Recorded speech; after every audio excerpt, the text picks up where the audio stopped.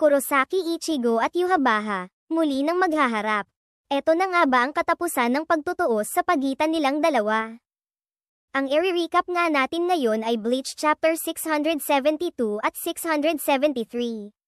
Last chapter nga ay nasaksihan natin ang pagsasanib puwersa ni Kenpachi, Hitsugaya at Byakuya upang matalo si Gerard. Nagawang ikulong ni Hitsugaya sa yelo ang katawan ni Gerard pagkatapos ay inactivate ni Byakuya ang secret technique ng Bankai nito upang durugin ang ulo ni Gerard. Bago tayo magsimula ay huwag mong kalimutang mag-follow sa ating Facebook page at mag-subscribe sa ating YouTube channel. Malapit na tayong maka 100 subscribers sa ating YouTube at dahil nga ito sa inyong walang sawang suporta. Maraming salamat sa pag-share at pag-like sa ating mga videos. Ano pang hinihintay natin? Sa simula ng chapter ay ipinakitang inatake ni Byakuya ang ulo ni Gerard gamit ang secret technique ng kanyang Bankai habang ginawa namang yelo ni Hitsugaya ang natitirang bahagi ng katawan nito. Ipinakita na nawasak ang ulo ni Gerard habang unti-unti namang nagkabasag-basag ang katawan nito at nagbagsakan ang mga piraso nito sa lupa. Ipinakita naman si Hitsugaya na nanghihina at pagod ngunit nagawa siyang masalo ni Byakuya bago pa man siya tuluyang bumagsak sa sahig. Sinabi ni Byakuya na mukhang matindi ang naging epekto ng sobrang paggamit ni Hitsugaya ng kanyang Bankai sa katawan nito kaya naman nakakagulat na nakakaya pa nitong tumayo. Sinabi naman ni Hitsugaya na sa totoo lang ay naabot na niya ang kanyang limitasyon. Nang biglang may napakalakas na liwanag na kumawala mula sa mga paa ni Gerard at ipinakitang muling nag-regenerate ang katawan nito. Ikinagulat naman ito ni Hitsugaya at sinabing pagkatapos ng lahat ng ginawa nila ay buhay pa rin si Gerard.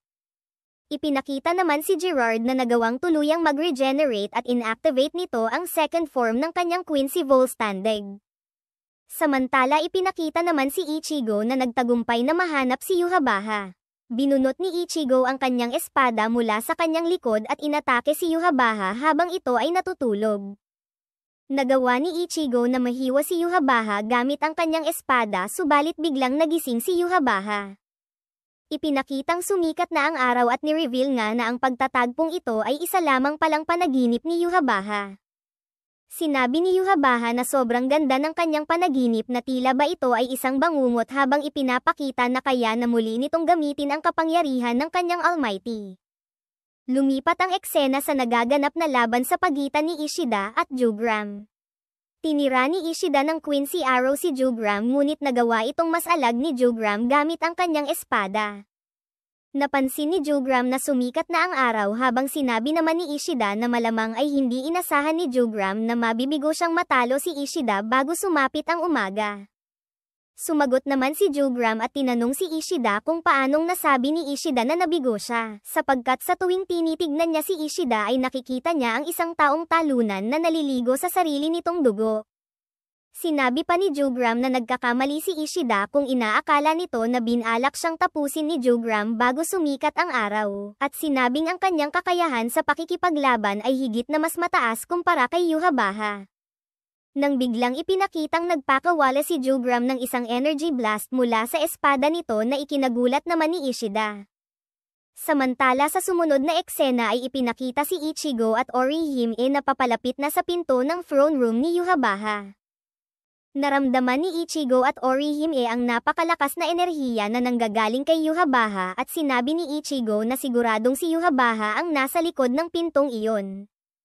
Bago sila pumasok ay sinabi ni Ichigo kay Orihime na ang kanilang laban kay Yhwach ay 2 laban sa 1 kaya naman umaasa siya kay Orihime na poprotektahan siya nito. Sumang-ayon si Orihime ngunit sobrang ikinagulat niya ang sinabing iyon ni Ichigo sa kanya. Hindi niya naiwasang maalala ang lahat ng kanilang pinagdaanan mula sa umpisa. Naisip ni Orihime na sa wakas ay dumating na ang pagkakataon na magagawa niyang makipaglaban sa tabi ni Ichigo at sisiguraduhin niya na gagawin niya ang lahat upang protektahan ito. Binuksan ni Ichigo ang pinto ng throne room at ipinakita si Yhwach na nakaupo sa kanyang trono. Sinabi ni Yhwach na natutuwa siyang makita si Ichigo kahit na matagal siyang pinaghintay nito at tinawag ni Yhwach si Ichigo na ang kanyang anak. Sa sumunod na eksena ay ipinakita sina Renji at Rukia na buhay at ligtas. Matatandaang nawalan ng malay ang dalawa matapos silang atakihin ni Gerard gamit ang malakas na hangin mula sa bibig nito. Ngunit pag-akyat nga nila mula sa mga guho ay bigla silang pinaulanan ng napakatinding enerhiya na inilalabas ng katawan ni Gerard. Nagulat sina Renji at Rukia nang makita nila ang bagong form ni Gerard at nagtataka kung saan ito nanggaling.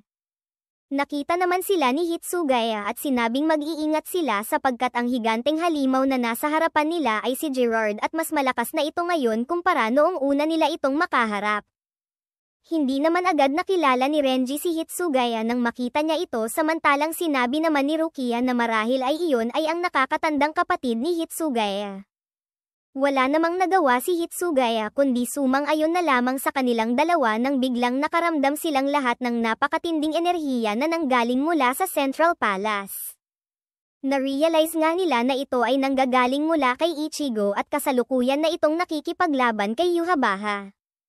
Habang papalapit si Ichigo kay Yhwach ay ipinapakitang sobrang lakas ang Reiatsu na nagmumula sa katawan nito. Sinabi ni Yhwach na sa sobrang lakas ng Reiatsu ni Ichigo ay nagagawa niya itong makita gamit ang kanyang mga mata. Pagkatapos ay pinuri niya si Ichigo dahil kapansin-pansin na mas malakas pa ito kumpara noong una silang nagkaharap. Sinabi pa ni Yhwach na nakahanda na siya sa gagawing pag-atake ni Ichigo at gusto na niyang malaman kung saang direksyon ito manggagaling. Sinabi naman ni Ichigo na wag na siya nitong lokohin, sapagkat siguradong alam naman ni Yhwach ang gagawin niyang pag-atake dahil gamit ang kakayahan ng kanyang Almighty ay kaya ni Yhwach na makita ang hinaharap.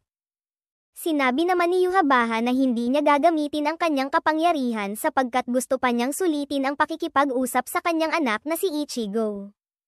Sumagot naman si Ichigo na meron na siyang ama at hindi iyon si Yhwach. Sinabi naman ni Yhwach na ang tinutukoy niyang ama na si Kurosaki Ishan ay isa lamang surrogate father at hindi ang tunay niyang ama. Sabay tanong kay Ichigo kung narinig na ba niya ang kwento tungkol sa totoong pinanggalingan ng kanyang kapangyarihan. Nagalit si Ichigo at sinabing hindi si Yhwach ang kanyang ama kundi ito ang taong pumatay sa isa sa kanyang mga magulang. Tinanong naman ni Yhwach kung ang tinutukoy ba niyang magulang ay ang kanyang ina na si Masaki nang biglang ipinakitang binunot ni Ichigo ang kanyang espada at sumugod papunta kay Yhwach.